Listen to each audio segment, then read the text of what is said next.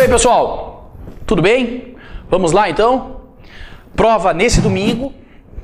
Então, nesse momento, é o nosso momento de preparação, é o nosso momento de respirar, é o nosso momento de pôr todo aquele conhecimento em ordem. Então, a verdade e a intenção dessa nossa revisão é nada mais, nada menos que consolidar conhecimento. Todo esse conhecimento que a gente trabalhou, todo esse conhecimento que a gente construiu durante esse curso, hoje, praticamente véspera da prova, ou véspera da prova, é a hora de pôr isso em ordem. E é isso que nós vamos fazer nessa revisão. Pôr em ordem os nossos conhecimentos, certo? Tranquilidade, porque afinal a prova é amanhã. Ou a prova é domingo. Como queiras. Então, a prova sendo domingo, tranquilidade é o que se requer nesse momento. Como eu tinha dito na última aula de ambiental, não é a última, não é a única prova. Então, senhores, fizemos a nossa parte. Estudamos. Agora falta o último momento, que é o que a gente vai pôr em prática tudo aquilo que a gente consolidou, tudo aquilo que a gente construiu. Vamos fazer então a nossa revisão de administrativo. Direito administrativo, gente, que via de regra é uma prova acessível, as questões de administrativo são acessíveis e em decorrência disso a gente consegue, com as suas devidas ressalvas, fazer uma previsão, uma previsibilidade. Pois bem, gente, em se tratando de direito administrativo, é bom a gente ter em mente sempre atos administrativos. Nós temos presente de que ato é toda manifestação unilateral. Ou seja, são aqueles atos, aquelas manifestações que só o Estado tem poder decisório. Atos pode ser ofício, uma licença, uma autorização, uma permissão. Diversos são os atos que a administração emite. Pois bem, estes atos, eles têm algumas características, alguns atributos. Nós conhecemos como pai et. Cuidado, são os atributos. Porque os requisitos, aqueles formadores do ato, chamam-se requisitos, elementos, competência, forma, finalidade, objeto e motivo. Esses são os requisitos formadores, os elementos formadores do ato. Diferentemente do que nós vamos falar agora, que são características, são os atributos. O pai et. O pai, presunção de legalidade ou legitimidade, auto-executoriedade ou executoriedade, cuidado.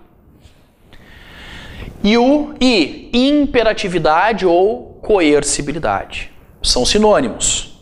O pai a gente encontra em qualquer lugar. Cuidado com ET. Exigibilidade e tipicidade não são todos os autores que abordam, mas pode cair na prova sem sombra de dúvida, porque também são trazidos como características. Presunção de legalidade ou legitimidade é um reflexo lá do princípio da legalidade, a gente encontra em todo e qualquer ato, inclusive em decorrência dessa presunção, que é a inversão do ônus probatório. É aquele prejudicado, é o terceiro que tem que provar que meu ato é ilegal. E não é o Estado que tem que provar que ele é lícito, afinal, ele já é presumidamente lícito. É na auto-executoriedade, ou, inclusive, poderia me reportar a presunção de legalidade, porque os demais nada são mais que reflexos. Eu posso executar o meu ato independentemente do Poder Judiciário, porque ele é presumidamente legítimo. A auto-executoriedade é a possibilidade de eu mesmo executar esse meu ato independentemente de me socorrer do Poder Judiciário. A imperatividade quer dizer que eu posso impor essa minha vontade unilateral independentemente da aquiescência dos terceiros, dos particulares. A exigibilidade são os meios indiretos de coerção. O Estado de formas indiretas, cuidado, porque a auto-executoriedade são formas diretas de coação, de coerção, e a exigibilidade, formas indiretas. E, por último, a tipicidade, que quer dizer que esses atos devem corresponder a formas típicas, já previamente definidas na lei. Esses são os atributos, as características. O primeiro, presunção de legalidade ou legitimidade, está presente em todos. Os demais têm suas exceções. Imperatividade não é em todos os atos. Autoexecutoriedade não é em todos os atos e assim por diante. Dentro daqueles requisitos, 5, competência, forma, finalidade, objeto e motivo. Competência, forma, finalidade, objeto e motivo. Esta competência pode ser objeto de delegação ou avocação. Para delegar, não exige subordinação hierárquica. Quer dizer que eu posso delegar para um órgão de mesmo nível hierárquico e para baixo. A delegação. Diferentemente da avocação. Porque a avocação exige a subordinação hierárquica. Eu só posso avocar competência de um órgão hierarquicamente subordinado. Certo? Forma, meio pelo qual o ato é exteriorizado. Finalidade, sempre o interesse público. Objeto é o conteúdo, é o próprio ato, o ato propriamente dito. É o que este ato vai causar de reflexo no mundo jurídico, a alteração que ele vai causar no mundo dos fatos. E o motivo, que são as razões fáticas e jurídicas. Quando estes 5 requisitos estão presentes na lei, o meu ato é vinculado. Ato vinculado. E um exemplo de ato vinculado, licença. Agora, quando só os 3 primeiros requisitos estão na lei, competência, forma e finalidade, e os 2 últimos, objeto e motivo, não estiverem previstos na lei, ficarem a critério de oportunidade e conveniência, esse meu ato ele é discricionário. Discricionário é diferente de arbitrário. Arbitrário é um ato ilícito, é um ato ilegal. Arbitrário é um ato que foge à discricionariedade, vai além da discricionariedade, ultrapassa os limites da discricionariedade, desta liberdade. Senhores, a discricionariedade, que é um mérito administrativo, a discricionariedade é uma margem de liberdade. Não é uma liberdade total, não é uma liberdade absoluta, não é uma liberdade irrestrita. Esta liberdade do mérito, a liberdade da discricionariedade, tem limites. A própria lei é um limitador. A proporcionalidade, o princípio da razoabilidade, tudo isso são limites. E por que é importante nós sabermos dos limites? Porque os limites, eles podem ser analisados pelo Poder Judiciário. O Poder Judiciário pode sindicar os limites do mérito e não o próprio mérito. E mérito administrativo eu só encontro no ato discricionário. Existem diversas formas para eu extinguir um ato, seja vinculado, seja discricionário. As que costumam mais ser questionadas é no ato vinculado, a anulação. E no ato discricionário, tanto a anulação quanto a revogação. Anula um ato porque ele é considerado ilegal. Logo, só é possível no ato vinculado, anulação, porque afinal todos os requisitos estão na lei. No ato discricionário, permito tanto a anulação quanto a revogação. Porque no ato discricionário existe sim um pouco de lei e um pouco de liberdade. Existe um pouco de lei passível de anulação. Os limites são passíveis de anulação. Existe um pouco de mérito. Existe um pouco de liberdade. E este é passível de revogação. Certo? Atos administrativos costuma cair com bastante frequência. Um exemplo de ato vinculado à licença. Um exemplo de ato discricionário, a autorização. A autorização. Certo? Primeira dica que sempre cai. Uma segunda matéria que sempre cai em administrativo são bens públicos e intervenção do Estado na propriedade. Bens públicos podem ter várias classificações. Bens públicos podem ser aqueles pertencentes unicamente às entidades com natureza de direito público. União, Estados, Distrito Federal, municípios, autarquias. Mas eu posso considerar, e talvez hoje seja o que prevaleça, bens públicos, esses que pertencem a estas entidades que têm natureza de direito público, mas aqueles que possuem também uma destinação pública. Isto quer dizer o quê? Que posso pegar o bem de uma empresa pública, que eu posso pegar um bem de uma sociedade de economia mista, e que quando elas prestarem serviço público, este bem também será considerado bem público. Certo? Primeiro detalhe. Estes bens públicos, eles possuem algumas características muito peculiares. De fato, todos os bens públicos, sem exceção, eles são impenhoráveis, imprescritíveis, ou seja, não podem ser objeto de uso capião, e são não oneráveis. Eu não posso onerar, não posso impor ou colocar este bem público em penhora, em anticrese, ou hipotecar o bem público, jamais. Anticrese é coisa de velho, esquece. Agora, alguns bens públicos são inalienáveis. Como assim, Gustavo? Eu não entendi, ou eu acho que eu entendi mal. Tu deste 4 características, isso. 3 delas eu encontro em todos, isto.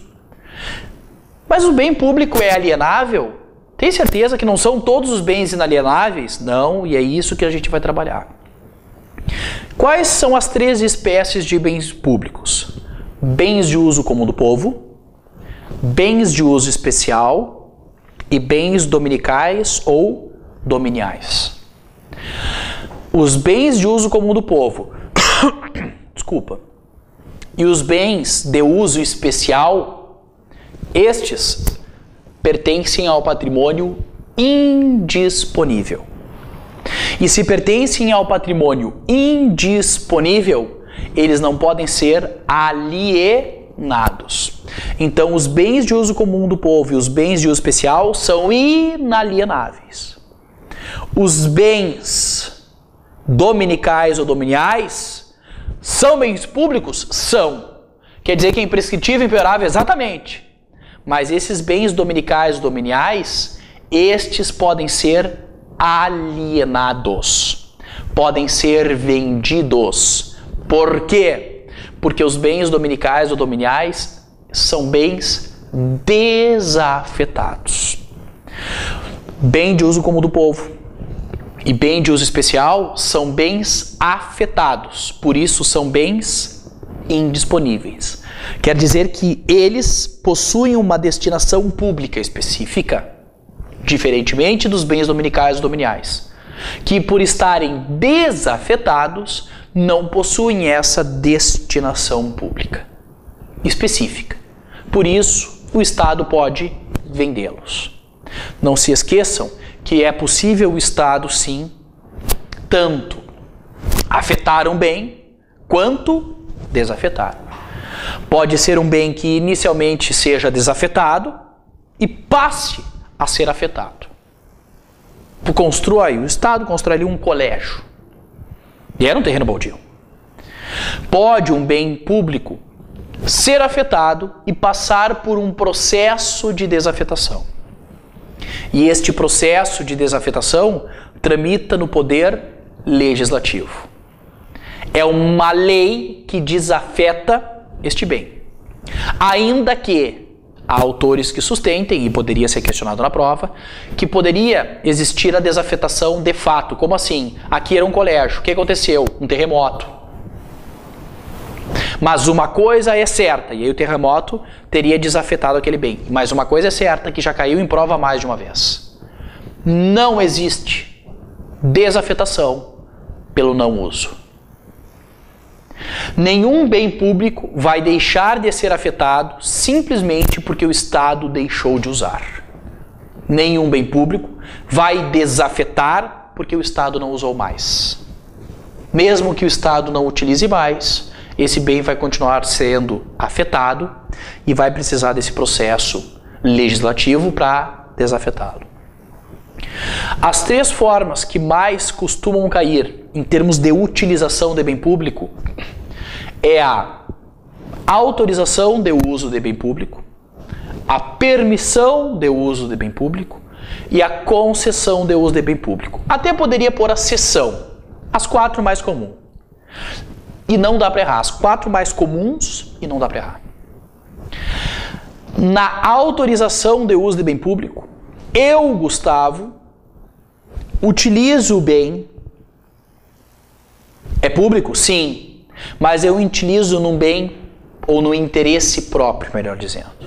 Eu utilizo aquele bem no interesse particular, por um curtíssimo espaço de tempo.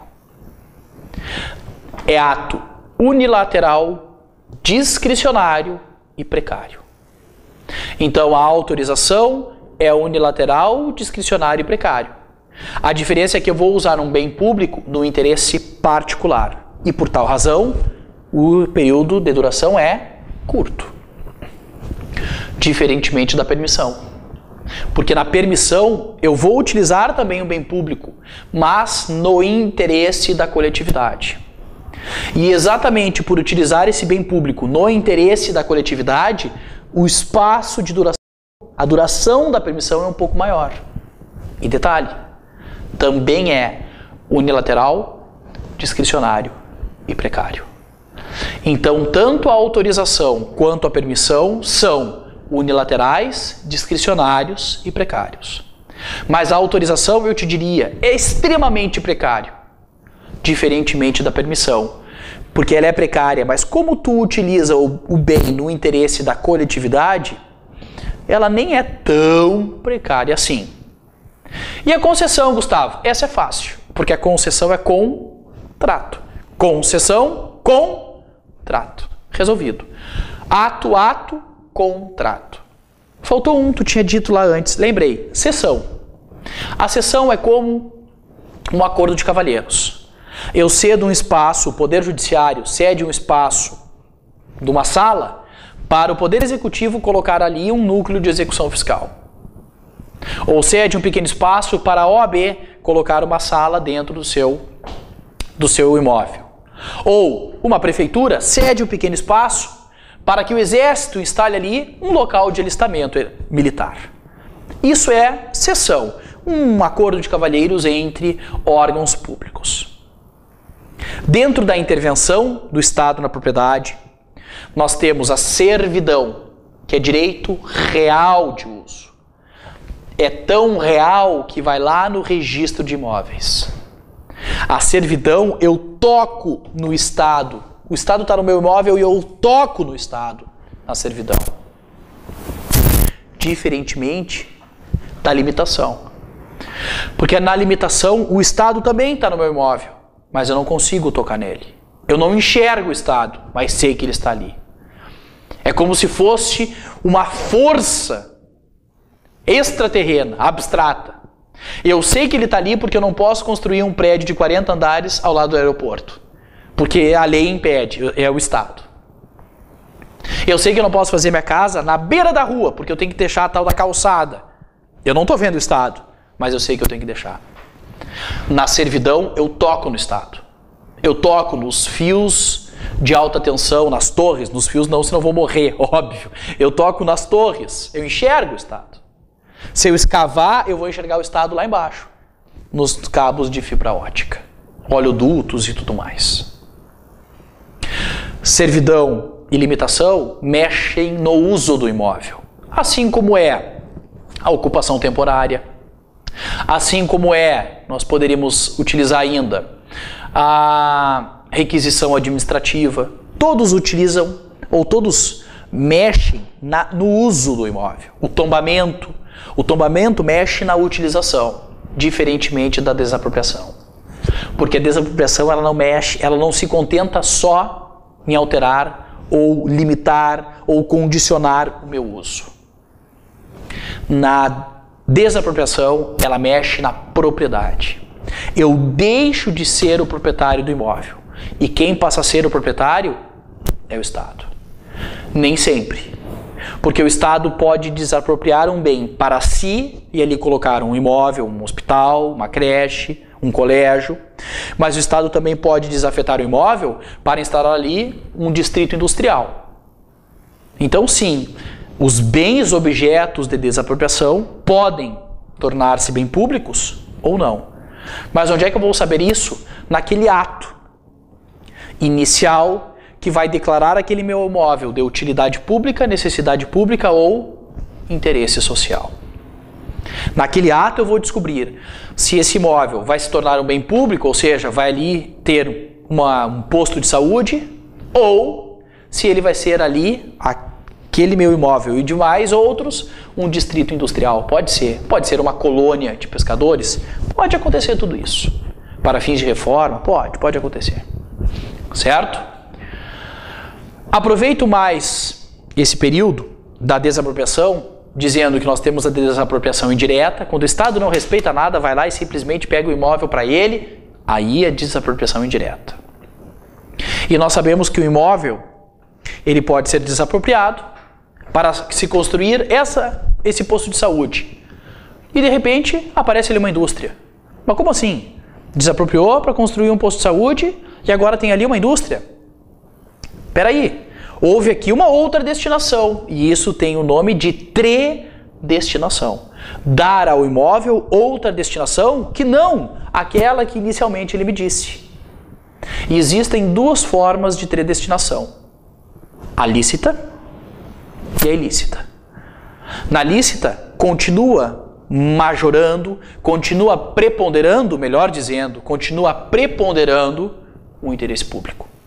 Na ilícita, passa a preponderar o interesse privado. E é essa predestinação ilícita, desapropriar um imóvel para construir um colégio e vender para uma indústria, é ela que me permite a retrocessão. É ela que me permite o direito de recomprar este bem, que é um direito de recompra. Certo? Mas existem também, cuidado, nós falamos de concessão de uso de bem público e não podemos jamais confundir com a concessão de serviços. Nós falamos em permissão de uso, autorização de uso, concessão de uso. Cuidado, porque existe concessão de serviço público, permissão de serviço público e autorização de serviço público.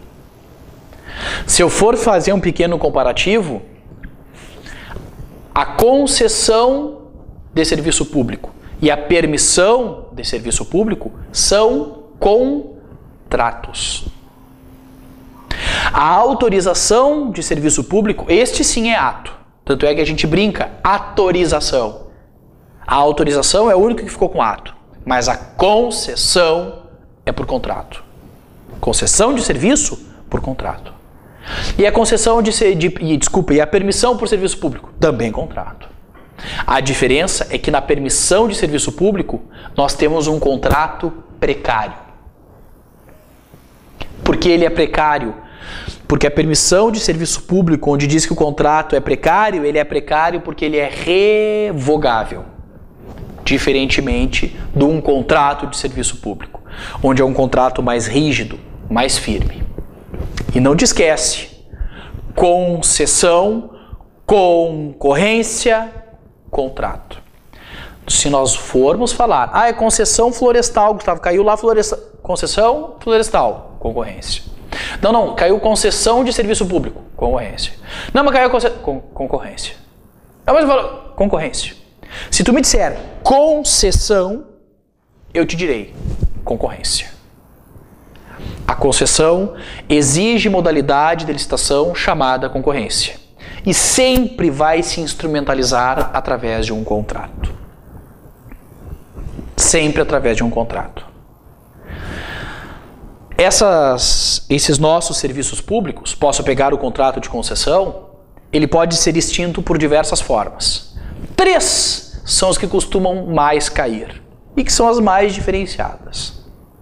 Na encampação de serviço público, eu quero retomar aquela concessão durante o seu prazo de validade, por interesse público. Então, na encampação, eu retomo aquela concessão por interesse público. Interesse público, encampação. A pobre da concessionária não teve culpa nenhuma. É por isso que eu tenho que indenizá-la. E a encampação só vai ser permitida através de lei. Tem que ter lei autorizando a encampação. Então, a encampação se dá por interesse público, lembram-se? Interesse público e exige pagamento prévio de indenização. Tudo mediante lei autorizativa. Diferentemente da caducidade. Porque na caducidade é a concessionária que não está cumprindo o papel dela no contrato. E pode o Estado declarar a caducidade daquele contrato de concessão e retomar aquele serviço. Então, na caducidade, a concessionária não cumpre o contrato. Uma, duas, faltou uma, faltou. A rescisão. A rescisão, essa forma de extinção das concessões de serviços públicos, chamado rescisão, é a única que pode por iniciativa da concessionária. E ela vai se dar quando o próprio Estado, o poder concedente, não estiver cumprindo cláusulas contratuais ou legais. Se poder concedente não estiver cumprindo as cláusulas contratuais e legais, vou permitir a concessionária ingressar com essa ação de rescisão. Com um porém. Ela, concessionária, mesmo que o Estado não esteja cumprindo as cláusulas contratuais e legais, eu, Estado, ou melhor, ela, concessionária, eu não estou cumprindo. Ela, concessionária, é obrigado a cumprir fielmente o contrato até o trânsito em julgado da sentença condenatória. Eu não possibilito a concessionária simplesmente parar de funcionar. Não, senhora. Vai continuar, sim, exercendo as suas atividades até o trânsito em julgado. Que princípios temos aqui? Exatamente esse. Da continuidade da prestação de serviços públicos. É o princípio da continuidade saltando aos olhos. Ou seja, os serviços públicos, como regra, devem ser prestados de forma contínua, não podem ser interrompidos. Ainda que a própria lei, a 89, 87, 95, ela possibilite, em algumas vezes, a concessionária interromper os seus serviços. Detalhe, ela vai interromper, mas eles vão ser considerados prestados de forma contínua. Que hipóteses? Caso de emergência. Em situações de emergência, interrompa o serviço, mas ele é considerado prestado de forma contínua. Só tem esse? Não, tem mais dois. A diferença é que para situações de emergência, eu não preciso de aviso prévio. É óbvio, né? Se é situação de emergência, não tem aviso prévio. Exatamente. Para os outros dois, tem que ter prévio aviso. Lembra? Te ajudo. Inadimplemento do usuário. Havendo prévio aviso, posso interromper os serviços. E a outra, para a manutenção de instalações, segurança das instalações. Desde que eu avise previamente que vou trocar o transformador, que vai faltar luz por isso, que vou trocar um hidrante, vai faltar água por isso. Desde que eu avise previamente, posso interromper os serviços, mas detalhe, ele vai ser considerado prestado de forma contínua, como se nada tivesse acontecido. Se não for essas hipóteses, eu tenho que prestar os serviços até o fim. Este princípio da continuidade dos serviços públicos. Certo? Em termos de responsabilidade civil, só para fechar, a responsabilidade civil do Estado é objetiva. Sim. Mas o nexo adota uma teoria. Teoria do risco administrativo ou criado. Ela é objetiva sempre nos casos de ação. Nos casos de omissão? Não, nos casos de omissão não. Nos casos de omissão, como regra, a responsabilidade do Estado é subjetiva. Nos casos de omissão, como regra, subjetiva. Nos casos de ação, aquelas que o Estado age e causa o dano, é sempre objetiva. E o nexo adota uma teoria. teoria do risco administrativo. Ou seja, o Estado pode eximir-se de responsabilidade se comprovar culpa exclusiva da vítima, culpa exclusiva de terceiro, caso fortuito ou força maior. Olha a diferença com o direito ambiental. Porque no direito ambiental também é responsabilidade objetiva. A diferença é que lá, por haver solidariedade entre poluidor, porque poluidor é aquele que direto ou indireto, eu nem penso nessa questão de omissão ser subjetiva. Não, porque poluidor é o direto ou indireto. Então, lá é sempre objetivo. E detalhe, este nexo lá no direito ambiental é inquebrável, porque a teoria lá do nexo é outra. Teoria do risco integral. O nexo é imbatível. O nexo é inquebrável. Caso fortuito, força maior, sabotagem, licitude da conduta, eles tentam. Ah, mas a minha atividade é lícita. Poluiu, paga. O simples fato de existir a empresa ali e puder causar dano, e esse dano se concretizando, paga. Lá no direito ambiental, objetiva, teoria do risco integral. No direito administrativo, objetiva, fazendo aquela pequena ressalva. Mas a teoria é do risco administrativo. Acabamos de falar, né, da licença dentro do direito administrativo, vinculada. Lá no direito ambiental, ela é vinculada, mas eventualmente pode sofrer algumas alterações. Não é tão rígido. Afinal, lá no direito ambiental, eu estou protegendo o meio ambiente. E isso vai te ajudar na hora da prova de ambiental. Sempre que nós lermos alternativas protetivas do meio ambiente, a possibilidade de ser essa é muito alta. Porque afinal, o direito ambiental veio para proteger o meio ambiente, não veio para proteger o homem. Veio para proteger o meio ambiente. Mas detalhe, desenvolvimento sustentável. Eu não vou dizer que a proteção do meio ambiente é total e absoluta, senão, senhores, vamos arrancar as roupas e deixar os carros. Vamos andar nu e de cipó. Lembram-se? Não. Desenvolvimento sustentável condiciona a evolução do homem.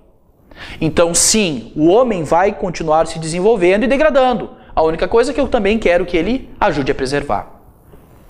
Então, se tiver alguma questão dizendo que jamais poderá...